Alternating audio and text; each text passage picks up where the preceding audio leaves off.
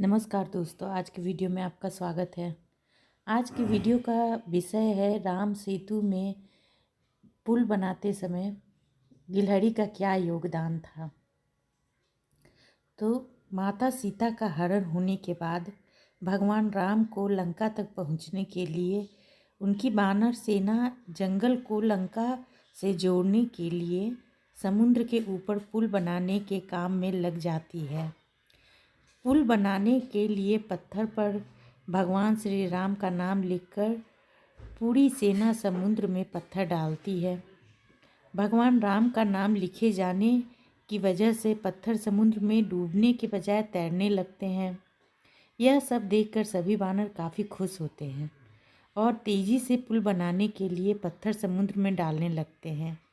भगवान राम पुल बनाने के लिए अपनी सेना के उत्साह, समर्पण और जुनून को देखकर काफ़ी खुश होते हैं। उस वक्त वहाँ एक गिलहरी भी आती है जो मुंह से कंकड़ उठाकर नदी में डाल रही थी। उसे ऐसा बार बार करते हुए एक बानर देख रहा था। कुछ देर बाद बानर गिलहरी को देखकर मजाक बनाता है। बानर कहता है, हे गिलहरी, तुम इतनी छोटी सी हो, समुद्र से दूर रहो। कहीं ऐसा न हो कि तुम इन्हीं पत्थरों के बीच में दब जाओ। यह सुनकर दूसरे बानर भी गिलहरी का मजाक बनाने लगते हैं। गिलहरी ये सब सुनकर बहुत दुखी होता है। भगवान राम भी दूर से यह सब देख रहे होते हैं। गिलहरी की नज़र जैसे ही भगवान राम पर पड़ती है, वह रोते रोते भगवान राम के समीप पहुंच जाता है। परेशान गिलहरी श्री राम से सभी बानरों की शिकायत करता है।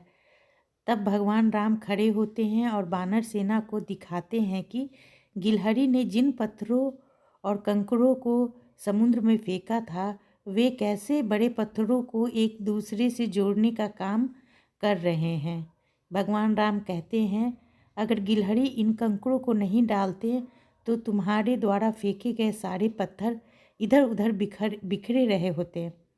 ये गिलहरी के द्वारा फेंके गए पत्थर ही हैं जो इन्हें आपस में जोड़े हुए हैं। पुल बनाने के लिए गिलहरी का योगदान भी बानर सेना के सदस्यों जैसा ही अमूल्य है। इतना सब कहकर भगवान राम बड़े ही प्यार से गिलहरी को अपने हाथ में उठाते हैं। फिर गिलहरी के कार्य की सराहना करते हुए श्री राम जी उसकी पीठ पर बड़े ही प्यार से हाथ फेरने लगते हैं। भगवान के हाथ फेरते ही गिलहरी के छोटे से शरीर पर उनकी उंगलियों के निशान बन जाते। तब से ही माना जाता है कि गिलहरी के शरीर पर मौजूद सफ़ेद धारियाँ कुछ और नहीं बल्कि भगवान राम की उंगलियों के निशान के रूप में मौजूद उनका आशीर्वाद है। इस कहानी से हमें सीख मिलती है कि दूसरे के कार्य का मजाक नहीं बनाना चाहिए।